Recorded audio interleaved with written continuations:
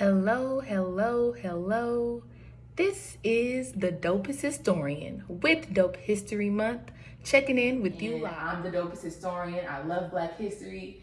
If you hear me rambling and sound a little nervous, I may be just a little bit, but it's okay. Give me some time.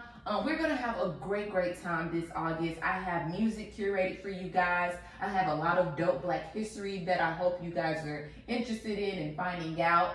I'm going to be giving a lot of birthday shout outs. It's a lot of dope Black history birthdays. So let the young sing and rap to the young, as long as y'all don't think freedom is free to be dumb. Okay? Okay, can we repeat that? As long as you don't think freedom is free to be dumb. Come on, y'all, let's get into it. Happy birthday, Chuck D. I hope you all are having a marvelous Monday. I'm about to get back into the music. Happy Dope History Month. Just to recap what we went over today, we celebrated Chuck D's birthday. We're now celebrating Emancipation Day, which is celebrated in what used to be the European colonies, so mostly the Caribbean area. We're also celebrating the celebration of the United Negro Improvement Association.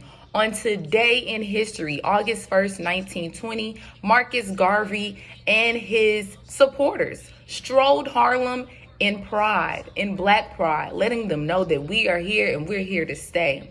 We celebrate Henrietta Lacks and her contribution to the medical research that still uses her cells today. Monday, the jazzy edition of What's for Lunch. So be sure. Say it loud. I'm Black and I'm proud. Hey, dope history. Say it loud. Hey, we Black and we proud. Hey, happy birthday, James Baldwin, born August 2nd, 1924 in Harlem, New York. This is the Dopest Historian with Dope is History, celebrating Dope History Month all August with the addictive KIHY internet station. Sorry, I wanted to say KI Hear You and KIHY at the same time. You can only say one at a time. But yes, you are tuned in to the addictive internet radio station, KI Hear You, because they really do hear you. I hope you all have been enjoying the curated playlist celebrating James Baldwin's birthday. Song selected is by a Houston native. If you did not know, we are live out of Houston, Texas. So this song was selected specifically because they are from Houston and it goes well with the I'm Black and I'm Proud. We just listened to I'm Black and I'm Proud, and now we're letting people know, don't be offended because I'm hella black. Coming up next, Toby Nwigwe. My hair is kinky, my nose is white, my skin. We fighting the power, we fighting the powers that be. Cause it's Dope History Month, don't get it confused. August, the Dopest Historian is coming to you with the tunes, the history, all of the things in regards to dope Black history. James Baldwin was very important to the Black community. He is truly missed. I hope that you all enjoyed the playlist curated for you today by the Dopest Historian. So please share the radio station. Let people know that Dope History Month is going on over here on the internet radio station of KI Hear You, where they really do give a special shout out. Happy birthday to Mr. Louis Satchmo Armstrong. All right. Yes, you know him. One of the most famous jazz players to ever walk this earth, right? Mr. Louis Armstrong was born on August 4th, 1901 in New Orleans. Yes, you know, the birthplace of jazz, okay? If you visited New Orleans before, you can literally feel his presence as you walk the streets. No lie. So let's get into the background of Mr. Louis Armstrong. He was raised in New Orleans. He actually was raised in a poor neighborhood. He left school in the 5th grade to work. His mother was a prostitute. His father left the family when he was born early. And so he had a rough childhood. Like I said, he did have to drop out of school to work for himself.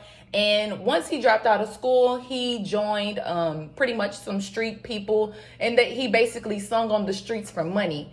And he did this for a while, and he ended up learning how to play the cornet by ear.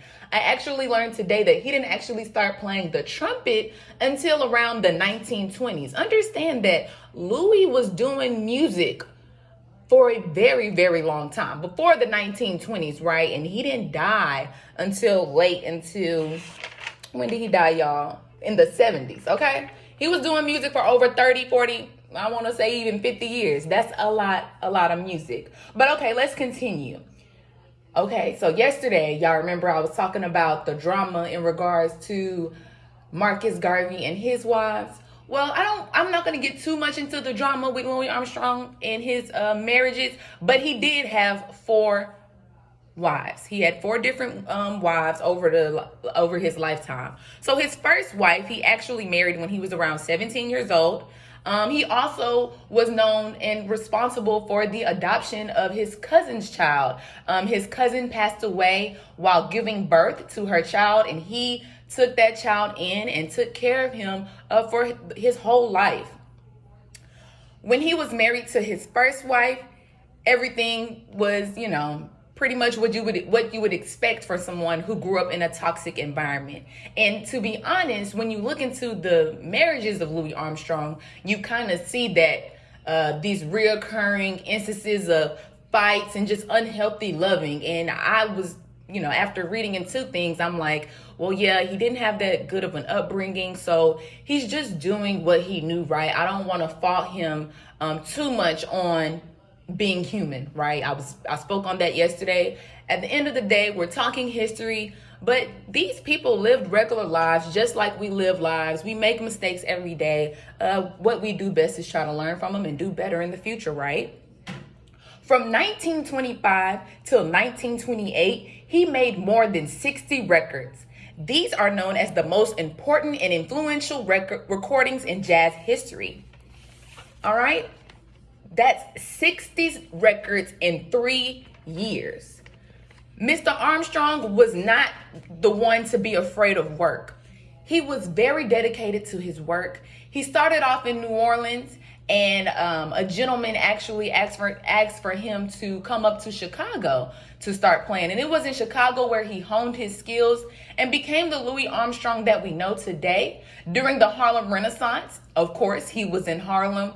Langston Hughes regarded Armstrong as being very important to the Harlem Renaissance. I mean, Louis Armstrong's music is pretty much the soundtrack to the Harlem Renaissance. And when you look into the Harlem Renaissance, that in itself is dope Black history, right? Louis Armstrong was the first Black entertainer to host a nationally sponsored radio show. And let's go back to the wife real quick, because upon his 4th wife, I'm glad that he finally was like, you know what, I'm just gonna ride it out, stick it out. He ended up divorcing his 3rd wife and marrying his 4th wife in the same year. Similar to Marcus Garvey, he divorced a wife and married the wife in the same year. I thought that was interesting. I just wanted to throw that tidbit in there. He spoke out during the Little Rock 9 incident, but was actually shunned by Black people and white people. Louis Armstrong honestly was misunderstood a lot as a celebrity, as a Black jazz musician. A lot of times people criticized him for not speaking out on social and political issues. And then other times they didn't want him to speak on the social and political issues. So it was just a little hard being Louis Armstrong sometimes, right? None of his wives had children, so they do believe that he maybe was sterile, because him and his last wife did try multiple times to have children. Louis Armstrong, like I said, he was not afraid of work. He did not shy away from it. Catch this, y'all. He performed 300 nights a year up until the 1960s. So like from the late 1950s up into the 1960s, he would perform 300 nights a year. Baby, do you know how many days are in a year? If you don't know, you learned it in elementary, but hey, let's do a little refresher. It's only 365, and they say 365 and a half, whatever. It's only about 365 days in a year. 300 of those days, Mr. Satchmo was working. Please do not play with Louis Armstrong and his music. He's gonna get to it, okay? Mr. Armstrong was very, very dedicated, left a legacy that shall be remembered forever. Happy, happy birthday, Mr. Louis Armstrong. He died peacefully in his sleep July 6, 1971, and his home in Queens is a historical landmark. It's the home to Louis Armstrong House Museum. If you're ever in the area of Queens, I advise you to go check it out. I hope to make it out one day myself as the dopest historian. But all right, you guys, that's enough on Mr. Louis Armstrong. I'm going to let you guys enjoy the rest of the music. I'll be coming in later to give another birthday shout out to Mr. Robert Hayden. You don't want to miss that dope history tip. But until then, you guys, enjoy Louis Armstrong. Alrighty. You are still tuned in to K I Hear You, the addictive internet radio station that hears you. And you've been listening to a specially curated playlist by the dopest historian for Dope History Month. And today we've been celebrating Louis Armstrong's birthday. All right, y'all, I'm about to wrap up my show here for the day, but I want to get into some more dope history facts until I give you the poem by Robert Hayden that I told you about last commercial break. So today we're going to celebrate Tom Molyneux and George Edwin Taylor. Tom Molyneux actually died on this day, and he is somebody back from the 1800s. You probably have never heard of this person unless you're really into Black history. Tom Molyneux is remembered as a fighter. He won his freedom from slavery by fighting. His owner at the time had put up $100,000 for Tom to win the fight, and he won. And with him winning, his owner gave him $500 as well as his freedom. Tom Molyneux would go on to make worldwide history. Although, as we know, sometimes they don't want to give us our props. He ended up beating up this white man in Europe, and they didn't want to give him the title because they claimed that he had bullets or metal in his gloves. When we know he just gave him a good old-fashioned beatdown. But you know they can't never admit when they take that L, right? Right. Okay, and then also I want to celebrate Mr. George Edwin Taylor. Today is actually his birthday. He was born on this day. And this gentleman was the first Black person to run for president. And this also happened in the 1800s. So again, I'm going back for the dope history. If you want, you can look them up and get into some more dope history about them. But before I end my day here with you guys, I'm going to read Robert Hayden's poem called Frederick Douglass. Okay? Frederick Douglass by Robert Hayden. When it is finally ours, this freedom, this liberty, this beautiful and terrible thing, needful to man as air, usable as earth, when it belongs at last to all, when it is truly instinct, brain matter, diastole, systole, reflex action, when it is finally won, when it is more than the gaudy mumbo jumbo of politician, this man, this Douglass, this former slave, this Negro beaten to his knees, exiled, visioning a world where none is lonely, none hunted, alien, this man, superb in love and logic, this man shall be remembered.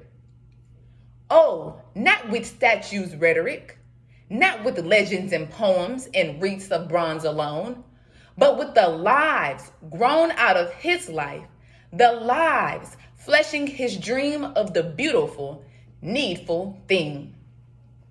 All right, you guys, I just read a poem by Robert Hayden that was titled Frederick Douglass. That was a small poem that I was able to find that I wanted to share with you guys.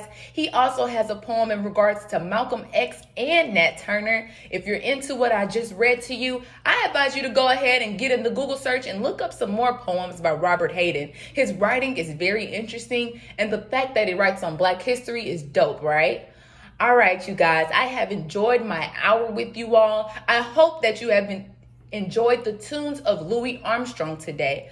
I'm going to keep playing the music. You let me know how you're feeling about it on Instagram. Again, I'm the dopest historian. You can find me on social media at dope.ishistory or the dopest historian. Until next time, you guys, keep enjoying the tunes at K I Hear You, the addictive internet radio station.